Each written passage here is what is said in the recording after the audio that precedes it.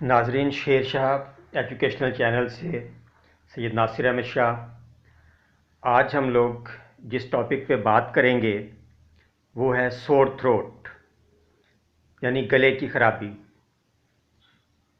सेहत से मुतल्लिक आज हमारा टॉपिक है। अगर आपके गले में ख़राश है, गले में दर्द है, निगलने में दुश्वारी है, गले में ज़ख्म हो सकते हैं, बोलने में दिक्कत हो सकती है, तो इन तमाम अलामात के ज़रिए आप जिस बीमारी का इजहार करते हैं वो है सोर थ्रोट या गले की ख़राबी।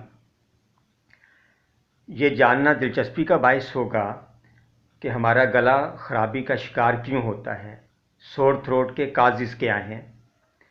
बहुत से काज़िज़ हैं, बहुत सी वजूहात हैं जिनसे आपका गला ख़राब हो सकता है।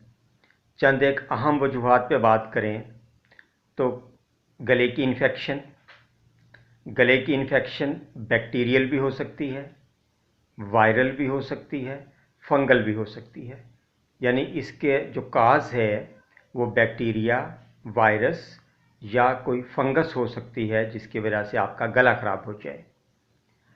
गले की ख़राबी का बायस गले की इन्फ्लेमेशन भी हो सकती है, यानी गले की सोजश। अब ये इन्फ्लेमेशन क्यों होगी, इसकी भी मुख्तलिफ वजूहात हैं। आपने कोई केमिकल इंजेस्ट कर लिया गलती से, जानबूझ के, उससे आपका गला ख़राब हो सकता है कि आपको मैदे में पैदा होने वाला जो गैस्ट्रिक जूस है जिसके अंदर हाइड्रोक्लोरिक एसिड होता है वो गले में आने की तकलीफ़ हो। बाज़ लोगों के साथ ये मसला होता है कि उन्हें खट्टे डकार आते हैं। वो जो खट्टे डकार हैं असल में गैस्ट्रिक जूस उनके खुराक की नाली इसोफेगस से होता हुआ उनके स्टमक से उनके गले तक पहुंच जाता है और गले में ख़राश का बायस बनता है।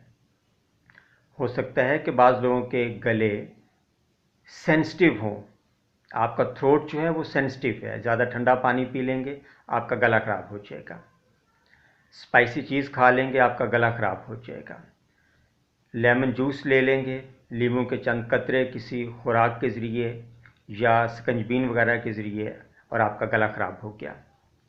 तो बहुत सी वजूहात हैं जिनसे आपका गला ख़राब हो सकता है।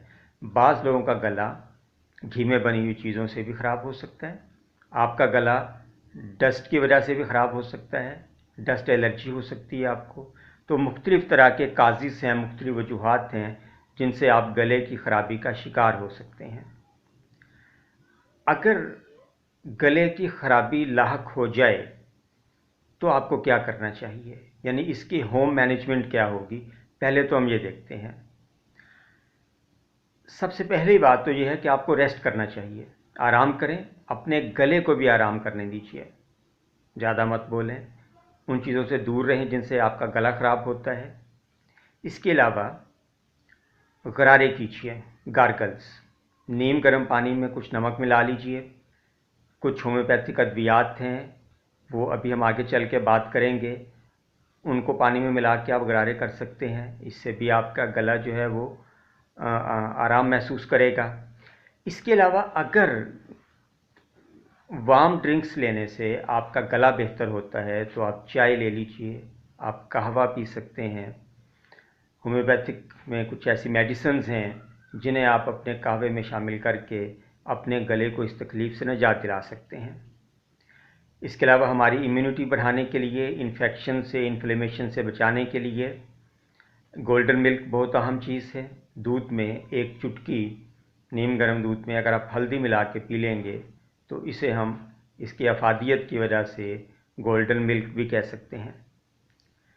कुछ एहतियाती तदाबीर की भी बात हो जाए कि गले ख़राबी की नौबत ही ना आए, दो तीन बातें हैं।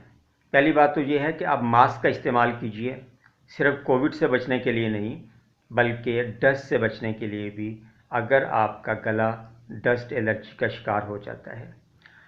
ज़्यादा ठंडा पानी पीने से गुरेज़ कीजिए, बर्फ़ खाने से गुरेज़ कीजिए। बाज़ बच्चे जो है वो बर्फ़ खाते हैं और फिर अपना गला ख़राब कर लेते हैं।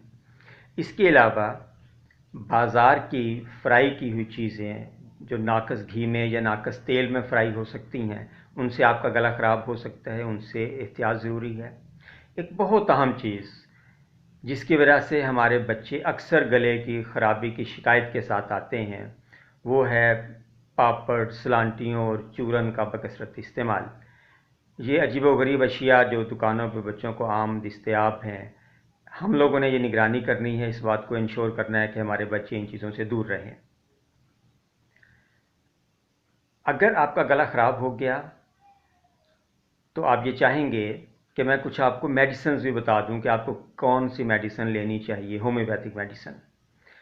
होम्योपैथिक मेडिसिन बताने से पहले मेरी गुजारिश ये है आप लोगों से कि होम्योपैथिक मेडिसिन अपनी मखसूस अलामात के मुताबिक और अपने मर्ज़ पैदा होने की वजूहात के मुताबिक ली जानी चाहिए। बेहतर ये है कि आप अपने किसी करीबी डॉक्टर से रुजू करें, अपनी अलामात और बीमारी की वजूहात उसको बताइए। आपका डॉक्टर बेहतर फ़ैसला कर सकता है कि आपको गले की ख़राबी से बचने के लिए, इसके इलाज के लिए कौन सी दवा की ज़रूरत है। बहरहाल चंद दवाएं मैं गोशगुजार कर देता हूँ आपकी दिलचस्पी के लिए, ऐसे स्टूडेंट्स की दिलचस्पी के लिए जो होम्योपैथी पढ़ रहे हैं, या मुमकिन है कि आप किसी होम्योपैथ डॉक्टर से दूर हैं, वहाँ तक रसाई मुमकिन नहीं है, तो आपको ऐसी सूरत में जब आपको ये महसूस हो कि आपका गला ख़राबी का शिकार होने वाला है, ऐसी कुछ अलामतें पैदा होती हैं जिनसे हमें अंदाज़ा हो जाता है कि हम गले ख़राबी की तरफ जा रहे हैं, तो फौरी तौर पे जो पहली दवा आपके जहन में आनी चाहिए वो है एकोनाइट। छोटी पोटेंसी में एकोनाइट 30 बेहतरीन काम कर सकती है इस सूरत हाल से आपको बचाने के लिए। अगर गला ख़राब हो गया तो एकोनाइट के अलावा इसमें आप आर्सेनिक ले सकते हैं, बेलाडोना ले सकते हैं, मरकरी ली जा सकती है, मर्कसाल वगैरह, हिपरसल्फ ले सकते हैं, सिलिशिया ले सकते हैं। बहुत सारी मेडिसिन हैं, लेकिन फिर गुजारिश करूँगा कि अपनी अपनी अलामात के मुताबिक। एक नुस्खा आपको बताता हूँ जो अक्सर व बेशतर गले की ख़राबी में कारगर होता है।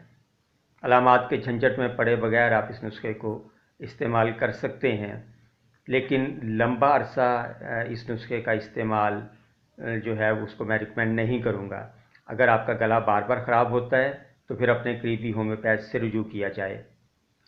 नुस्खा है, 2 होम्योपैथिक मेडिसिन हैं, एक का नाम है फाइटोलाका डेक और एक का नाम है बैप्टिशिया। ये देखिए, ये है फाइटोलाका डेक 30 पोटेंसी में, ये है बैप्टिशिया 30 पोटेंसी में। आप चाहें तो इन दोनों दवाओं के एक एक 2-2 कतरे सुबह दोपहर शाम थोड़े से पानी में मिला के ले लें।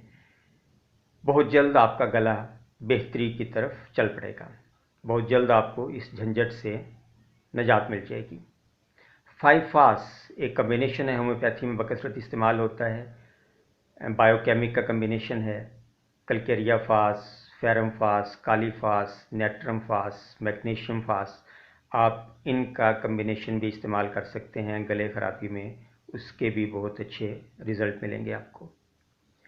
एक बहुत अच्छा नुस्खा जो ना सिर्फ ये कि आप उसको कहवे में मिला के पी सकते हैं, आप उसे नीम गर्म पानी में मिला के पी सकते हैं, सादा पानी में टैप वाटर में मिला के पी सकते हैं, आप इसके गरारे कर सकते हैं। ये नुस्खा मैं आपसे शेयर करता हूँ, 3-4 दवाइयाँ हैं इसमें। सबसे पहले देखिए ये वाली मेडिसिन ग्लिसरीजा ग्लाब्रा, चंद कतरे आप इसके कहवे में, नीम गर्म पानी में या टैप वाटर में डाल लीजिए। इसके साथ दूसरी मेडिसिन जिंजबर, उसी कहवे या पानी में चंद कतरे जिंजबर के भी डाल लीजिए। तीसरी मेडिसिन कैमोमिला, चंद कतरे इसके भी उसी कहवे या उसी पानी में डाल लीजिए। ये तीनों जो दवाएं मैंने अभी आपको दिखाई, ये आपने क्यू में लेनी है, जिंजबर, ग्लिसरीजा ग्लाब्रा और कैमोमिला। अगर आपका गला अल्सरेशन का शिकार है, यानी अगर आपके गले में ज़ख़म बने हुए हैं, तो आप इकिनेशिया क्यू में इन दवाओं के साथ शामिल कर सकते हैं। कैलेंडुला एक बहुत अच्छी होम्योपैथिक दवाई है जो खारजी इस्तेमाल के लिए हम लोग यूज़ करते हैं। अगर आपके गले में ज़ख्म है तो कैलेंडुला 1x में जस्ट 1 ड्रॉप आप इन दवाओं के साथ ले सकते हैं, लेकिन ज़्यादा मिकदार में नहीं लीजिएगा और कोशिश ये कीजिए कि इसको क्यू में ना लें, 1x में लें, डाइल्यूट फॉर्म में लें। इसके अलावा ये एक होम्योपैथिक दवाई है कुरकुमा लौंगा। आप इसको क्यू में या 1x में 1 और 2 ड्रॉप्स वंस अ डे ले सकते हैं। आपका गला जो है ना सिर्फ वो बेहतर रहेगा बल्कि आपकी क़ुव्वत मुदाफ़ियत भी बेहतर हो जाएगी। आपने गोलियों की शक्ल में दवाई लेनी है या आपने उसको पानी में मिला के लेना है, ये आपकी चॉइस है। जो दूसरा नुस्खा मैंने आपको बताया जिंजबर और ग्लिसरीज़ा वाला, इसे आप पानी में मिला के लीजिएगा। इन्हीं दवाओं को पानी में मिला के आप गरारे भी कर सकते हैं।